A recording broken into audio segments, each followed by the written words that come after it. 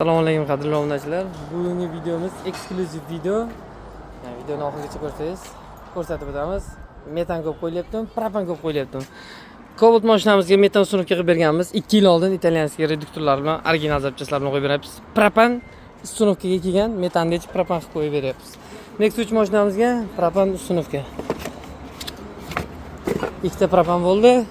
Bu yoqda Gentra mashinamizga ham propan sunovka yo'q qo'yganmiz. Bu ham propan uchinchisi. Bu yoqda Cobalt mashinamizga ham zapaskasini joyiga emas, silindrdan propan sunovka olib qo'yganmiz. Bu ham propan. Gentra mashinamiz ham propan sunovka qilib berdik, zapaskasini joyiga. Bu yoqda Malibu mashinamizdan propan sunovka olib qo'yganmiz. Bu Cobaltimizga ham zapaskasini joyiga propan o'rnatib berganmiz. Kia Sonet mashinamizga ham propan sunovka olib qo'yganmiz. Metan ko'p qo'yilyapti, propan ko'p qo'yilyapti. Bugungi ishimiz faqat propan sunovkaga. Savollar va javoblar bo'lsa, bemalol kommentariyada yozing.